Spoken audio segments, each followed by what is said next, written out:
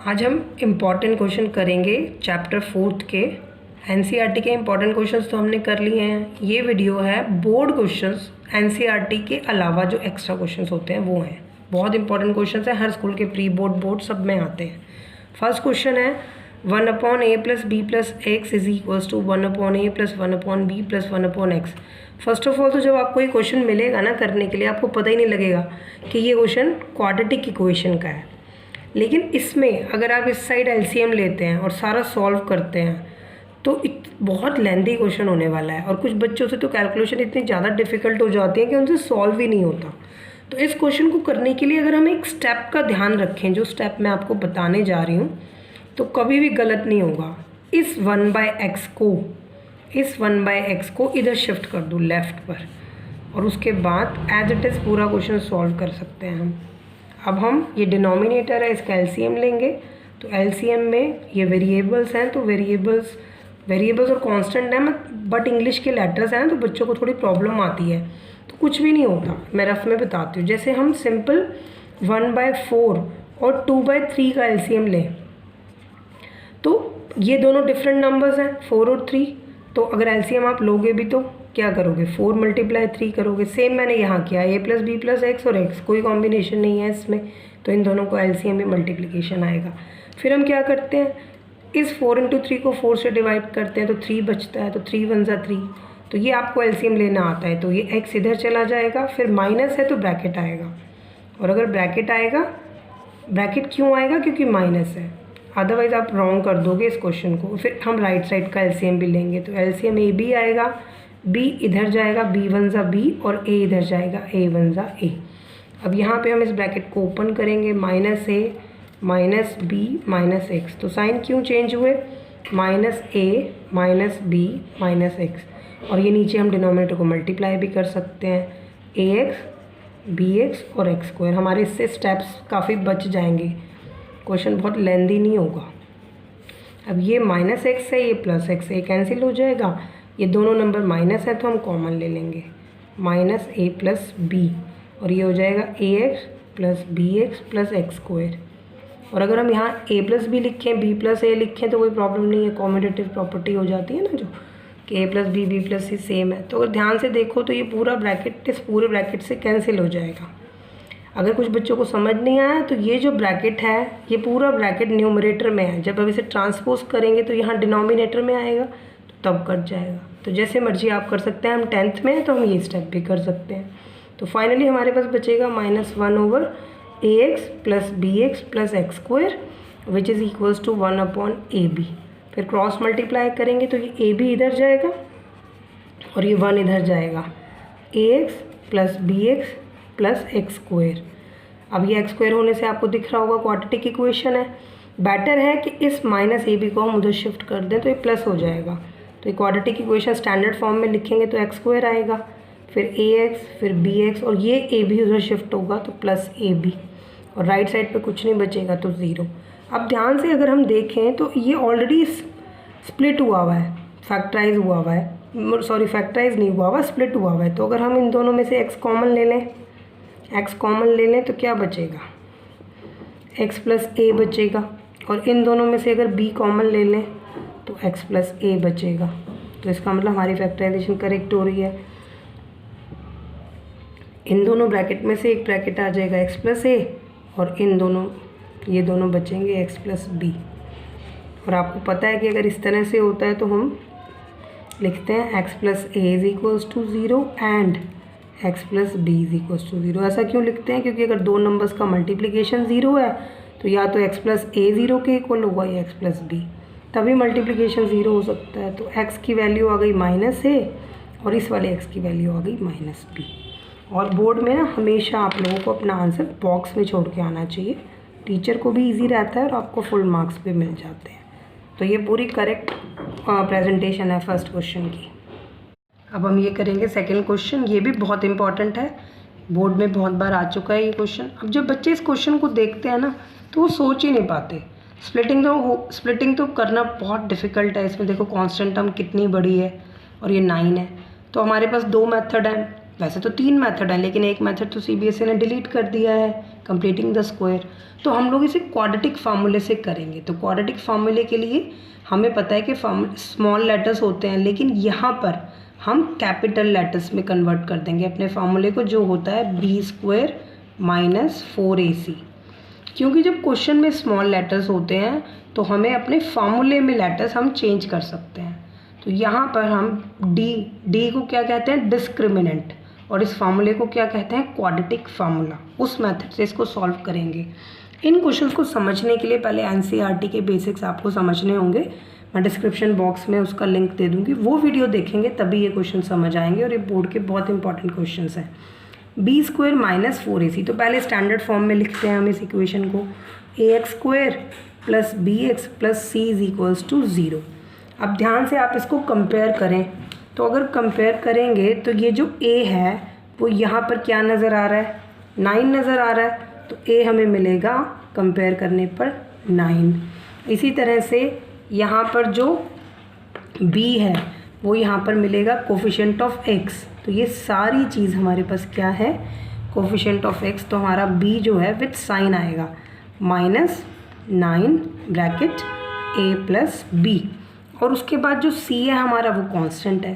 तो यानी कि ये जो पूरा ब्रैकेट है, ये तो ब्रैकेट उन्होंने लगा दिया क्वेश्चन में, अगर वो ब्रैकेट नहीं लगाएंगे तो आपको ध्यान देना होगा कि तीनों टर्म्स हमारी c का काम करेंगी। तो यहाँ पे हमारा c क्या आएगा, c हमारा आएगा 2a² plus 5ab plus 2b²। तो ABC हमें मिल गया, तो हम डिस्क्रिमिनेंट को फाइंड करेंगे। डिस्क्रिमिनेंट है b² यानी कि -9 और a प्लस b इसका स्क्वायर, फिर -4।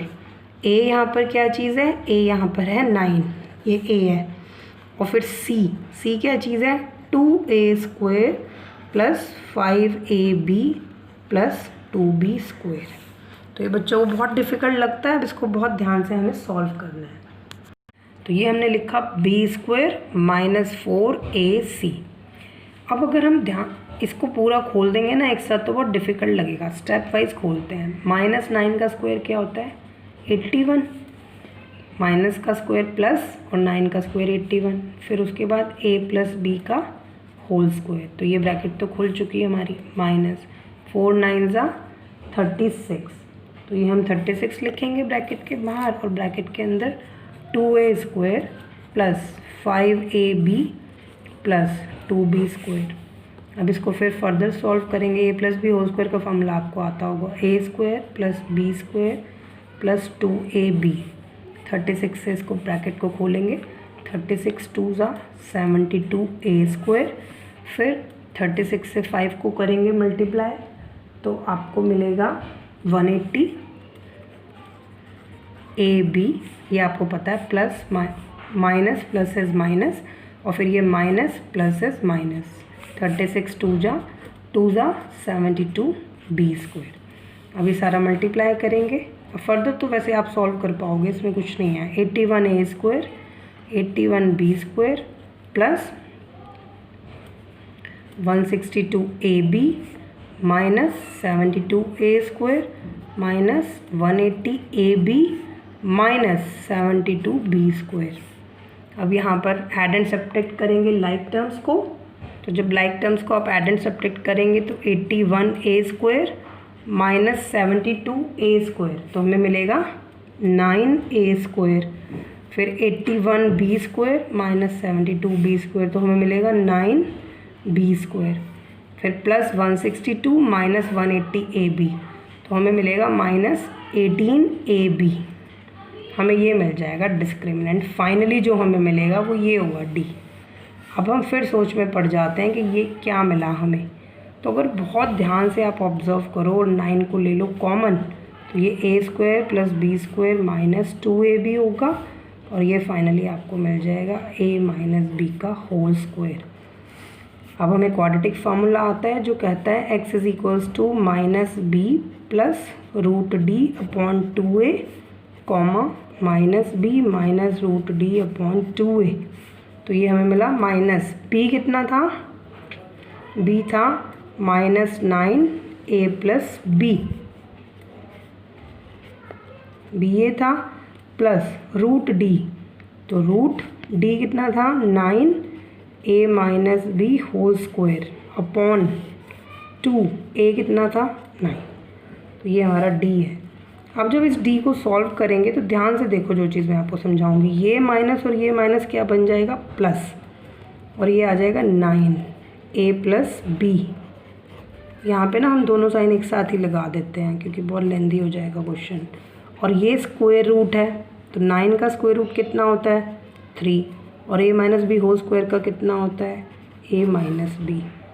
अपॉन में क्या आएगा 18 आएगा। फिर फाइनली जब हम इसको सॉल्व करेंगे तो हमें मिलेगा, हम यहाँ पे 2 पार्ट में सॉल्व करते हैं इसको। तो हमारा स्टेप है 9a plus b plus minus 3a minus b upon 18। तो प्लस माइनस को हम सेपरेट फिर दोबारा से करते हैं, तो ये हमें हो जाएगा 9a plus 9b, plus sign ले रहे हैं पहले ma'am, plus 3a minus 3b upon 18। एक ये आंसर आएगा। फिर कॉमा लगा के हम इसका सेकंड पार्ट भी सॉल्व कर देंगे, वो आएगा 9a प्लस 9b। अब यहाँ पे जो माइनस है ये साइन चेंज कर देगा दोनों के, तो माइनस 3a प्लस 3b। मेरे ख्याल से क्लियर हो गया होगा। अब हमें सॉल्व करना आता है 9a plus 3a is 12a, 9b minus 3b is 6b upon 18। और यहाँ पे हमें मिलेगा 9a minus 3a is 6a plus 12b upon 18। 6 common आ रहा है, आपको दिख रहा होगा। 2a plus b upon 3, 2a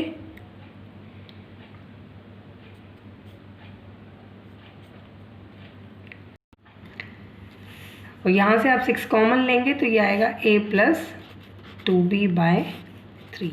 तो फाइनल आंसर हमारा होगा, अभी मैंने बोला बॉक्स में रखना चाहिए, तो फाइनल आंसर हमारा होगा x is equals to this and x is equals to this. Now will do third question. अब थर्ड क्वेश्चन है जैसे हमारा 4x square minus 2 bracket a square plus b square x plus a square b square is equals to 0। अगर quadratic फार्मूले से करोगे question तो हो जाएगा ये, लेकिन आगे जाके जो तुम्हारा डी बनेगा ना डिस्क्रिमिनेंट, वो बहुत डिफ़िकल्ट बन जाएगा। तो इसको दूसरी तरह से सोच के देखते हैं, शायद स्प्लिटिंग हो जाए। वो अब नहीं होगी फिर हमारे पास कोई ऑप्शन नहीं होता, हमें क्वाड्रेटिक फार्मूला ही लगाना पड़ेगा। तो जब हमने ध्यान से देखा, यहाँ पर जो लास्ट के नंबर्स हैं वो हैं 4a square b square. Splitting आती है अगर हमें, तो हमें पता है कि लास्ट के 2 नंबर्स का प्रोडक्ट हमें चेक करना होता है। तो ये है 4a स्क्वायर b स्क्वायर, और अगर हम इन दोनों को मल्टीप्लाई करें माइनस 2a, ओके मैं खोल के लिखती हूँ फिर बात करते हैं, minus 2a square x minus 2b square x plus a square b square is equals to 0। अब चेक करके देखो जो इन दोनों का प्रोडक्ट है माइनस 2a स्क्वायर, मैं रफ में लिख के बताती हूँ आपको। स्प्लिटिंग का क्या रूल होता है, स्प्लिटिंग का रूल होता है कि ये जो 2 नंबर्स हैं इनका मल्टीप्लिकेशन जो हमारे पास आ रहा है 4a स्क्वायर b स्क्वायर, और जो इन दोनों का मल्टीप्लिकेशन होता है वो सेम आना चाहिए। तो माइनस 2a स्क्वायर और माइनस 2b स्क्वायर को अगर मल्टीप्लाई करेंगे तो हमारे पास आएगा plus 4a square b square. तो कितना इजी क्वेश्चन है, तभी बच्चे कुछ कहते हैं ना हमारा बोर्ड का पेपर कंप्लीट नहीं हुआ, टाइम कम था, पेपर लेंदी था। पेपर लेंदी नहीं होता, हमारे क्वेश्चन को अटैम्प्ट करने का तरीका गलत होता है। तो हमें ध्यान से देखना चाहिए पहले क्वेश्चन के, अगर हमारे पास 2 मेथड हैं तो कौन सा मेथड यहाँ पे सुटेबल रहेगा। बस अब कुछ भी नहीं है, अब आप इस क्वेश्चन में कॉमन लेना है और क्वेश्चन डन हो गया। और जिस बच्चे ने इस क्वेश्चन को क्वाड्रेटिक फार्मूले से टच किया उसको बहुत टाइम लगने वाला है। कंप्लीट तो हो जाएगा उसका ये क्वेश्चन, लेकिन उसे बहुत टाइम लगेगा। तो ये बचेगा 2x कॉमन लेंगे तो 2x बचेगा यहाँ पर, और यहाँ पर बचेगा माइनस a स्क्वायर। और उसके बाद अगर यहाँ पे कॉमन लेंगे तो क्या कॉमन नज़र आ रहा है हमें, माइनस आएगा और b स्क्वायर कॉमन आएगा, तो हमारे पास बचेगा 2x माइनस a स्क्वायर। कुछ बच्चों को अगर ये स्टेप समझ नहीं आया तो ये समझ लें आप ध्यान से, ये दोनों ब्रैकेट ना हमें एग्जैक्टली सेम चाहिए होते हैं। तो यहाँ पर जब मैंने देखा कि ये प्लस है तो मैंने यहाँ पर क्या कॉमन ले लिया, माइनस। अब अगर माइनस कॉमन ले लिया तो ये माइनस बाहर आ गया। इस प्लस में 2 माइनस होते हैं, माइनस और माइनस, एक माइनस इसने बाहर दे दिया तो यहाँ पे क्या बचा, माइनस। अब ये दोनों एग्जैक्टली सेम है इसका मतलब हमारी स्प्लिटिंग बिल्कुल करेक्ट है।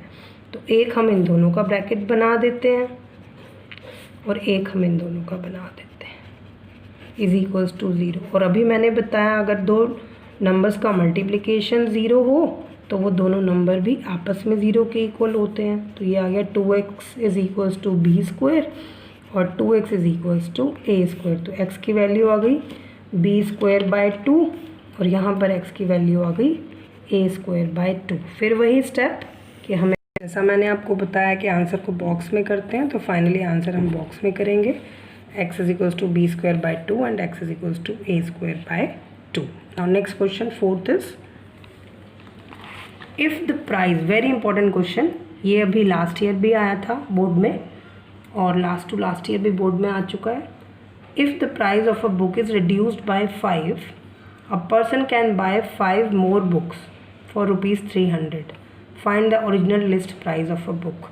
जब आप ये क्वेश्चन देखते हो ना, आप लोगों को पता ही नहीं लगता है क्वाड्रेटिक का क्वेश्चन है कि थर्ड चैप्टर का क्वेश्चन है, साइमल्टेनियस लीनियर इक्वेशंस जो आपने किया चैप्टर। तो बहुत ध्यान से क्वेश्चन को हमें समझना होगा। तो यहाँ पे सिर्फ एक चलो का क्वेश्चन को सॉल्व करते हैं पहले। तो हम कहेंगे लेट लिस्ट प्राइस, और ओरिजिनल वर्ड भी लिख सकते हो जो पूछा है finally, original list price of a book.